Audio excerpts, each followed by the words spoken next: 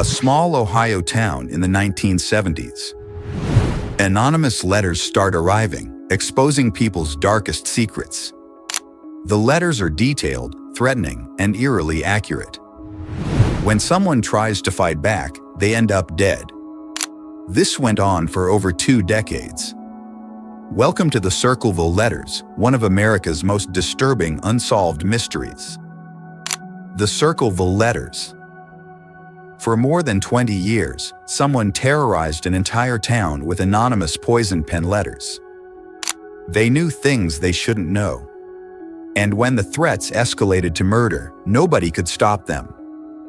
1976, Circleville, Ohio. Mary Gillespie, a school bus driver, receives a strange letter. Mary Gillespie, a school bus driver, receives a strange letter. It's typed, anonymous, and accuses her of having an affair with the school superintendent.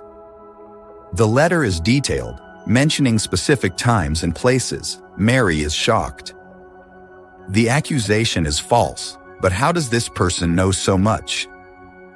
Then her husband, Ron, receives a similar letter. It tells him his wife is cheating. More letters arrive, each more threatening. They warn that if the alleged affair doesn't stop, there will be consequences. In August 1977, Ron gets another letter. That night, he tells Mary he's going out. Hours later, he's found dead in his truck, crashed into a tree. A gun is in the vehicle. The sheriff rules it an accident or suicide, but Mary believes the letters drove him to it. After Ron's death, the letters don't stop. Mary receives more. Then other people in town start getting letters too. The postmaster, the sheriff, business owners, each letter reveals intimate details about their lives. The town becomes paranoid. Who's writing these? How do they know so much? Mary's brother-in-law, Paul Freshour, becomes obsessed with finding the letter writer. He starts investigating. Then he receives a letter warning him to stop or he'll regret it. In 1983, 7 years after the letters started, something sinister happens. Mary is driving her bus route when she sees a strange sign on the road. She stops to look. As she gets closer, she realizes it's a trap. There's a box with a gun rigged to fire when the sign is moved. If Mary had pulled it, she would have been shot. Police investigate and find a fingerprint on the booby trap. It matches Paul Freshour. Paul is arrested and charged with attempted murder. He insists he's innocent, that he's been framed, but in 1983, Paul is convicted and sent to prison. Here's where it gets really strange. Even after Paul is locked up, the letters continue. New letters arrive in Circleville. Same style, same threats. Mary receives more.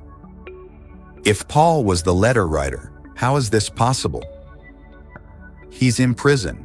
Paul maintains his innocence for years. He says someone planted his fingerprint to frame him. He spends over a decade in prison before being paroled in 1994. Even after release, he claims he was framed. The letters eventually stopped in the mid-1990s, but the mystery was never solved. Who was the Circleville letter writer? Theory 1. Paul had an accomplice who continued sending letters while he was in prison. Theory 2. Paul was innocent and framed by the real letter writer who planted his fingerprint. Theory 3. Multiple people were involved from the start. Theory 4. The real writer was someone in law enforcement who knew intimate details and could frame Paul. Some think it might have been someone with access to personal information, like a postal worker or phone company employee. Others think it was someone with a grudge against Mary specifically. The truth is, we'll probably never know. Paul Freshour died in 2012, still claiming innocence. Mary Gillespie still lives in the area, decades later, still haunted by those letters. What makes this case disturbing is how powerless everyone was, an entire town held hostage by anonymous letters. Secrets exposed, lives ruined, one man possibly dead because of them. Despite investigations and a conviction, the mystery remains unsolved. The Circleville Letters remind us that sometimes the scariest threats come from someone who knows you, someone who's watching, someone close enough to know your secrets. If this case fascinated you, hit that subscribe button, drop a comment. Do you think Paul Freshour was guilty or framed? Thanks for watching, and I'll see you in the next one.